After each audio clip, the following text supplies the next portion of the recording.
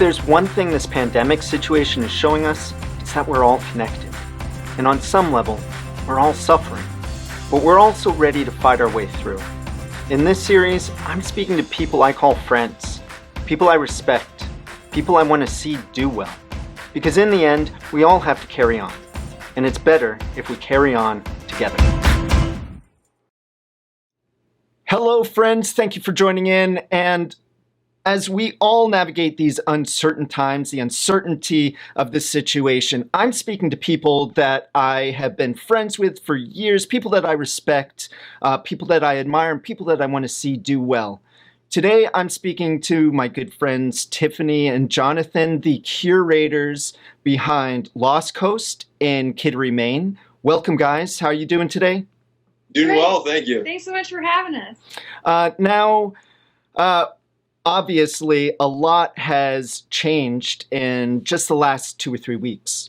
But for people that are not familiar with you, can you just give a description of your business and what you both do? So we own a small secondhand shop. We sell vintage clothing, records, oddities, antiques, video games, really anything you can think of. It's a very small store. Is there anything else we do? If it's cool and it's funky and it speaks to us, we'll sell it. And we pride ourselves in kind of being a spot in the community where lots of different types of people are comfortable. There's younger people, older people, all different, religions and ethnicities and political views all can kind of come into our small 300 square foot business and feel welcome. Creative minds come together. Lots of artists buy supplies and kind of come in and have conversations with us. We like to say items bought and sold and ideas exchanged. Yeah, someday we're going to make that a bumper sticker, but we haven't gotten around to it. I love it. And then we also because we have lots of artist friends and that sort of thing, we are also involved a lot, as much as we can be, in the local arts community as well. We try to go out and support art. I do acting sometimes. Different theater companies come in and, we figure out ways to get props to them and that sort of thing. We also make a lot of our own art. We sell a lot of our own art at the store, and we're, I think, professional pickers. So anytime we're not at the shop, we are at flea markets doing house picks, sometimes auctions, but auctions are very tricky and I don't like them as much. But yeah, so we're all around just buying stuff, selling stuff, making stuff. And then we do shows occasionally. We recently did a show extravaganza, which was it was a variety show. It was in the no talent show tradition, which means that it doesn't matter whether you're talented or not. All that matters is how entertaining you are. So we do keep busy, which is nice. Yeah. And we love being part of this community in this area and doing creative things. And our store is kind of an outlet for us to be able to make money, have a place where we can have creative conversations and, sometimes have time to do other creative endeavors as well. Was that too long of a description? No. But you've been doing this for a long time, and you've been doing these things, picking and making things and doing art and music. But how long have you actually been in business as Lost Coast? About 4.5 years? Yeah, about four and a half years. We hit our 4-year mark in October. I like to say that I didn't make it through college, but I graduated from junk school. Because we made it past the 4-year mark, so we graduated from junk. Yeah, that's no small feat. And certainly making it past this next October will be a significant milestone. But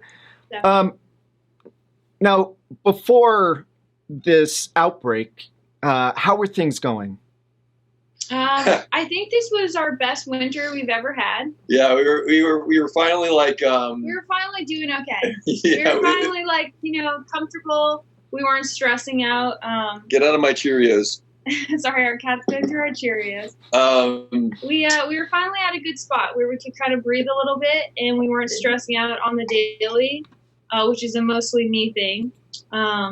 Usually from January through March, we kind of flatline, and if we make enough money to pay ourselves our very modest salary, pay for rent and pay for new items, and kind of just have the same amount in January in the bank that we do through March, we're happy. But we actually had we were actually making not a ton of money, but we were making money, a little bit of money every month right before this happened. So that was super exciting to be going through a winter, and it was exciting to know it was possible, that we would get there. Yeah. And it's good too because we ended the year. I mean, every year is different. We ended the year with a lot less money in our bank account than we did the previous year, which was a learning experience. But because we were doing so well over the winter, if this had hit and it had been a normal winter, we'd be in a very different. We'd be in a different situation. We're still, in a questionable position, but there would be no question about our position if we hadn't had as many people coming in and the support of the community. And this might be one of your questions, but this has happened to us many, many times. So we also are going into this. Not the coronavirus, but questionable positions for us to be in as a business. So, this isn't the first time we've been a little nervous and been in a tough spot and have tried to hustle as much as possible. So it's good that we've had experience in the last 4.5 years. We know how to walk that fine line very well after 4.5 years. Yeah. So since the outbreak, what's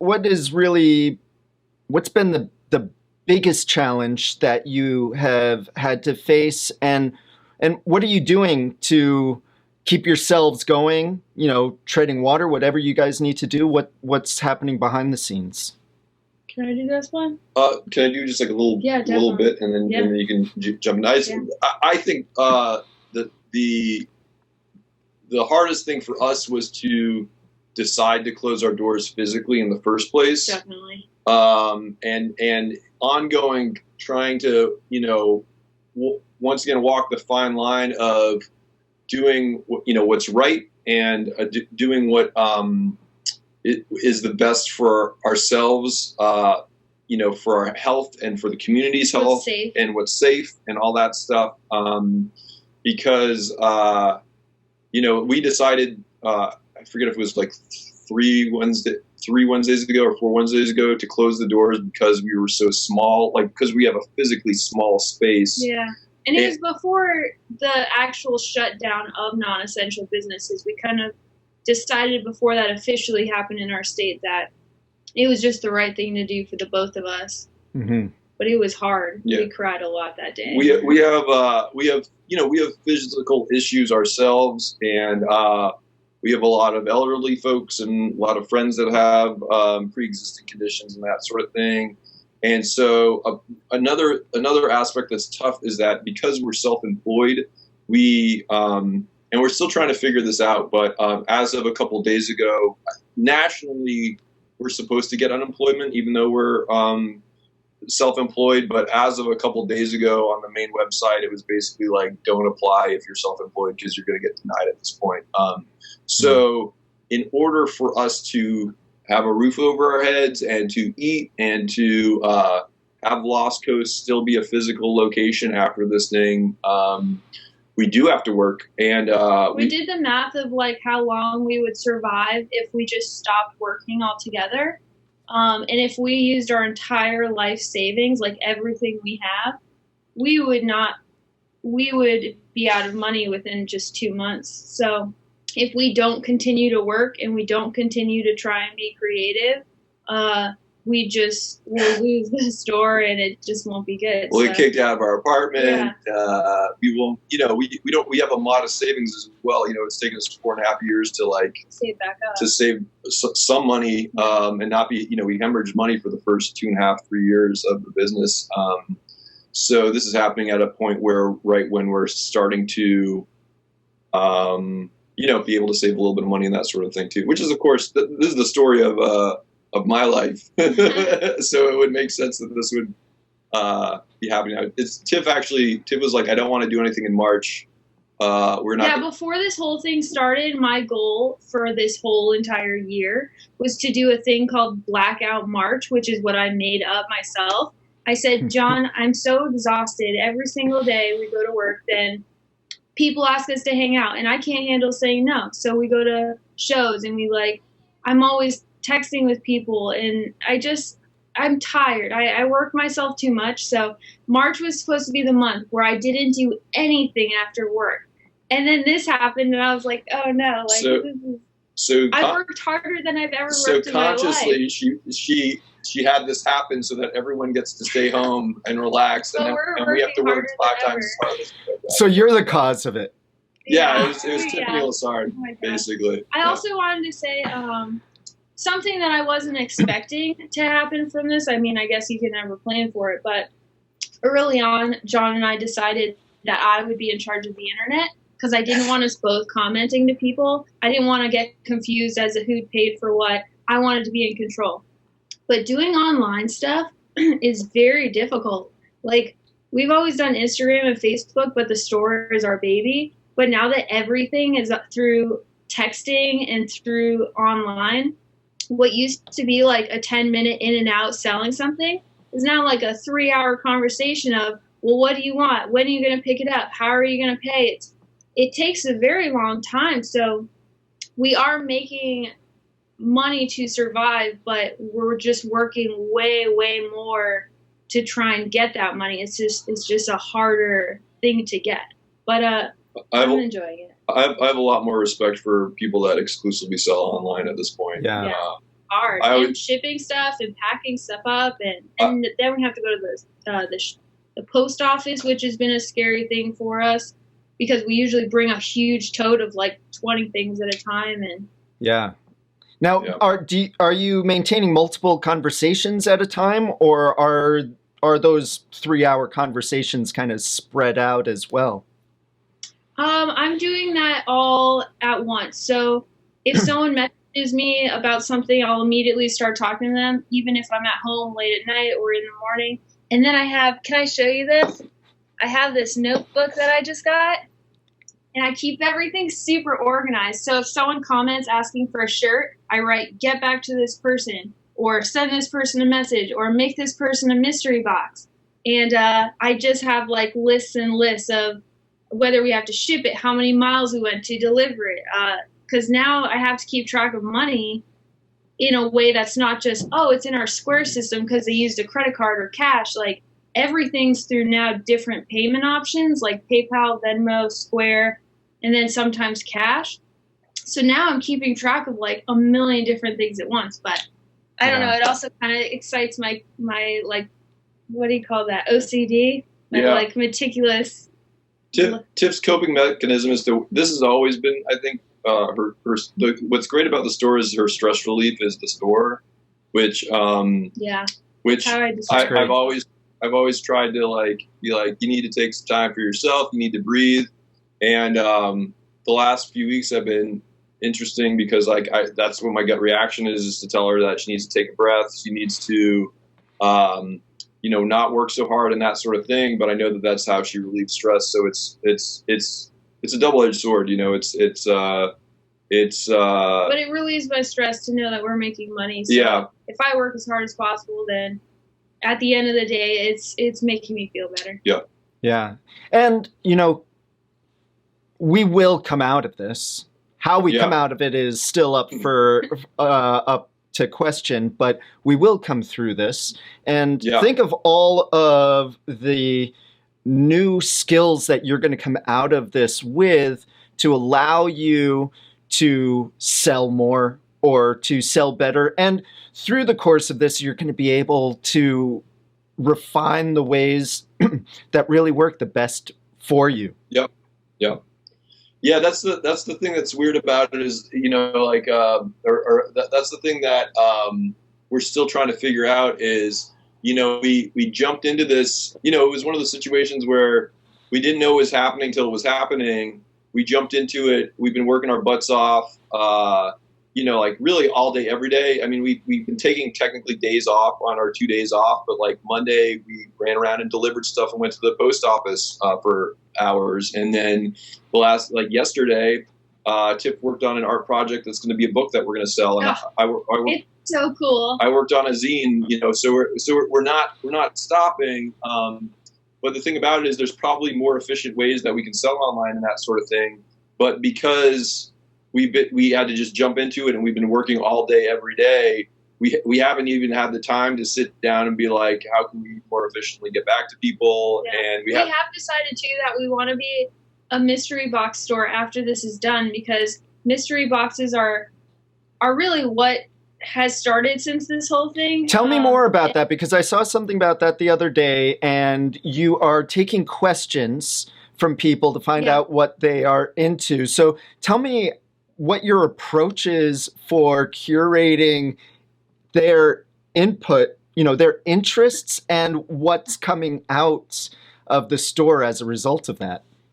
So with mystery boxes, you want to tell how it started? Yeah. So day one, we had a customer say, "Hey, have you guys ever thought of doing a mystery box? I'd do one for like $20." And we said, "Okay, yeah." So we came up with some questions. We weren't sure what to ask, but our questionnaire now is: what do you collect? What do you love? What are your hobbies? What is your T-shirt size? Do you own a CD, tape, DVD, VHS, or record player? What's your favorite animal and color? So that's our big questionnaire. Awesome. And then, Tiff wrote the questions to those. So they start at $10. They can be any amount people want. And it's been great because based on people's answers, we usually know everything in the store. It's kind of gotten a little out of control since we shut the store because it's just become a mess. Like, I'm usually so perfect about making sure the store looks incredible. But since the store shut down and I realized no one was coming in, I just started putting stuff everywhere. So it's just a trash. mess in there. It's trash right now.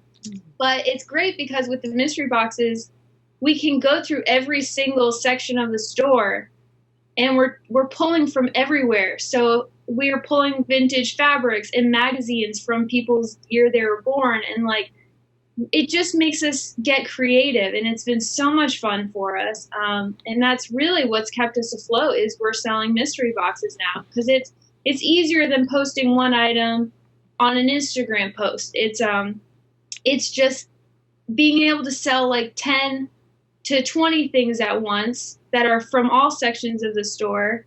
And then we're also making people happy. I mean, people need that. What's nice about it is I think that people, because you can't go out to a thrift store, you can't go out picking. I think that it is like, it's a surprise, which people like. I mean, there's other companies that do, video game blind boxes and horror blind boxes. And I found one other place, I think out west, that does kind of like vintage clothing blind box type things. But nobody does like a straight up kind of like, kind of a picker's, curated box type thing. So I think that's like the big gem of that we're getting out of this, is that, we can still do this after we're done. It's like, you got a friend who has a birthday, or, you're sick and you can't make it out of the house, or, or you live on the other side of the country and you've heard about it somehow. Like, we can put together these boxes. And what's great for us about it is, like, we're selling stuff that's been sitting around. We have so much good stuff. A third of our stuff sells as soon as we put it on Instagram. A third of our stuff sells within a couple of weeks after we put it on Instagram, and a third of our stuff sticks around for 2 years, or 3 years or whatever. So what's nice is that we get, we've been like really like cherry picking, for better or for worse, we've been cherry picking our store, and really sending out, so each thing has like, we try to put like one or two like big, like cool, flashy items into it. Yeah. And then we pick stuff that's, still things that they're asking for, and they say that they appreciate, and that sort of thing. Because also, like, if you're a customer coming into the store, you're only going to be there for 15 minutes, half an hour, maybe an hour digging through stuff. Yeah, so people don't dig through every single section. You're not going to see everything. So it's great for us. It's like a spring cleaning kind of thing where we're getting to put stuff into these boxes that people will appreciate. That they wouldn't normally have found. That they wouldn't have found, or that's been sticking around for a couple of years. And overwhelmingly, I mean, if anyone contacted us and was like, I'm really disappointed in this box, we try to make, anytime anyone's disappointed in something that they buy from us, we try to make it right. It doesn't happen very often, but we really want people to love what they're getting from the store. So if anyone was like, you know what, you really kind of dropped the ball on this mystery box, we would do what we could to we really put figure it so out. much time into them too. I mean, overwhelmingly people put really liked it. and I put way too much time into it. John's kind of my you gotta keep going. We have to make more, but I just love trying to think of what people want. It's one of my favorite things to do. Pacing is a big part of it. Like the conversation about how we need to have a conversation about how to do the internet stuff more efficiently with conversations and that sort of thing.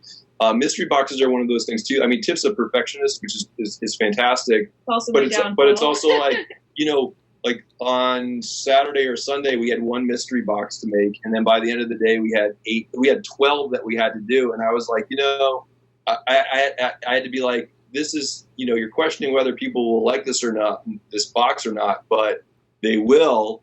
And, we have to not put, and, we can't put an hour into a $15 mystery box. You know what I mean? But I love it.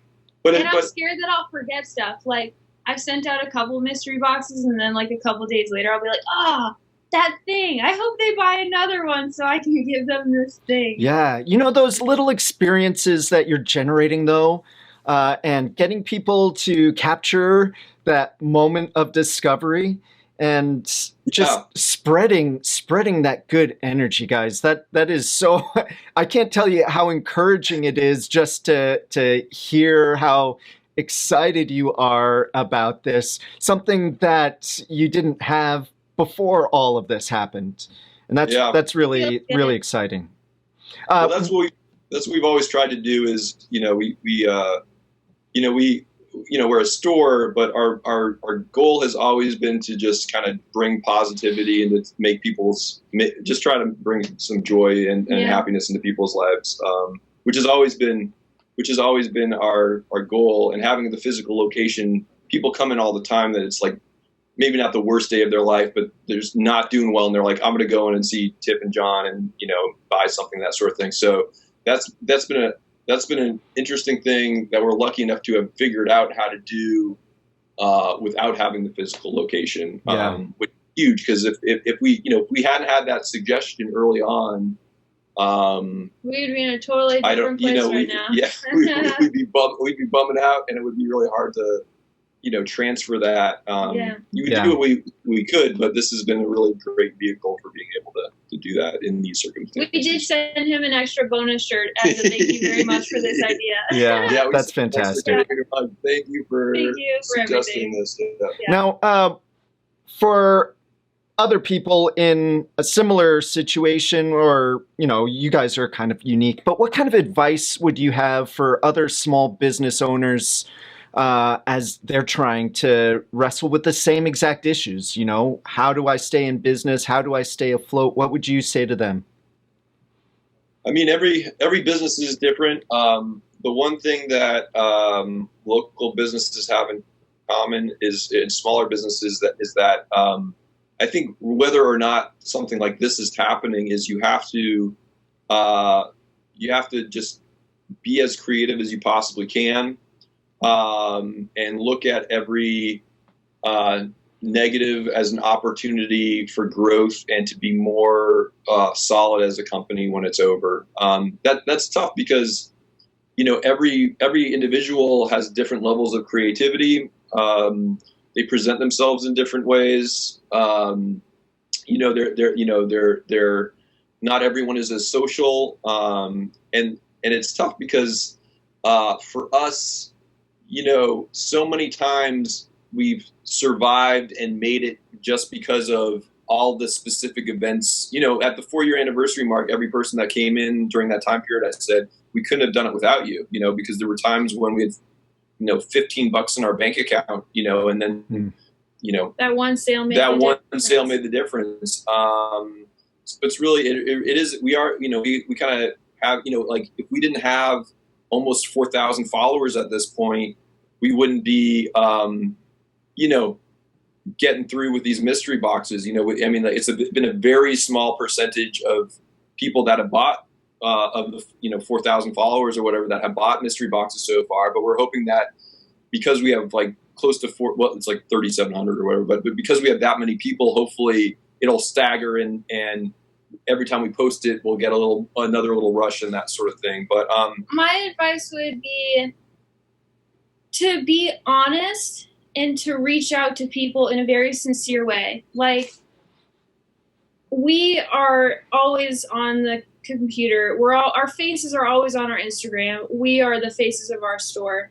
Yeah. So for us, it was pretty easy to take a video from day one and say, listen, friends, we call our customers and friends party people. So we said, listen, party people, this is where we're at. It's a scary place. We don't know where we're going. We don't know what's going to happen, but please be with us. Please follow us. Please tell your friends about us.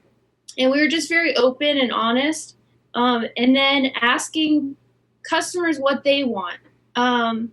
Open yourself up to not just be a store and be used to what you're selling, but ask what other people want. Ask what the people who care about you, who care about your store, who want to support you, what they're looking for. Because if that's what you can focus on during this time, I think it's helpful, and it'll help you be connected, and to just be open and, be vulnerable. Because I think when people see that, they do appreciate it, and it helps you connect with them, and they want to support you. Our community wants to support us, and they want to support all these other small businesses. So I just encourage everyone to just be open, put your face on there, let people know who you are, and see what they want. Yeah. And one thing that we try to do as well is to be generous. And I think that people are being generous to us in return. I think that, and that's not why you should be generous. You should be generous because because it's a nice feeling to be generous, and you shouldn't, we shouldn't be generous in a way that's going to hurt your company. We, like, when we're open regularly, we have this ongoing thing where we get mad at each other. We don't get like mad at each other, but we get irritated with each other all the time, because it's like a back and, it's like Tiff will be like, you gave that person that discount, or you threw in that thing when you could have thrown in this like less expensive thing. But then later on the day, I was like, you just gave that thing for like 40% off. Like, what are you talking about? The last 4.5 years, we've been giving people, regulars and people who are coming in for the first time, great deals on stuff, because we throwing in appreciate gifts them. and that sort of thing. And those people have reached out to us in this time, and they've been super great to us. People have been generous by asking us to do these boxes, but we've also had like customers just straight up give us money, because they're like, which to us is like so unbelievably nice. They're like, here, take some money. Yeah. We want you to be in business. We want you to be in business. It's amazing. But it's if you don't have physical things to give away, or or it's going to hurt your business to do discounts and that sort of thing, you can still be like, we're also pretty generous with our time and our relationships with our customers. I mean, we have so many friends now through the store, because we've developed relationships with them. So, I mean, I would say that's huge too, is to be generous, with your time as well, and be as generous as you can, because it really does. I mean, it really does come back. That's not why you should do it in the first. Don't start being generous now start being generous now because of that. Like, why not? Yeah. But that's a huge part of it too. Well, guys, do what you can. This has been really great. Thank you so much for taking so much time to spend with me today like this. This is exciting for me. Now, for people that are seeing this, how can they find you and get one of these mystery boxes? Our Instagram, Gmail, and Facebook are Lost Coast Me, M-E for Maine. And you can find us online and just send us a message. Fantastic. Yeah. We're also on Google. Yeah, don't come to our store though. Yeah, don't come to our unless store. you're picking up something. Yeah. We have a box that's about 12 feet out from the store. And we have a honking system. We have a so honking if you do get a system. box and you come to pick something up, you get to honk as loud as you want, which not a lot of people get to do on the daily. So Yeah. that's a bonus. And we deliver stuff, and if it's local, and we ship stuff out too. But yeah. lostghostme@gmail.com. It will make you the best mystery box in the whole world. Awesome. Yep. Thank you all for watching, and be sure to leave Jonathan and Tiffany a comment down below this video and check them out online. Buy one of those mystery boxes, and don't forget to like and subscribe to this channel, and I'll be bringing more of these to you soon. Thanks again, guys. Bye.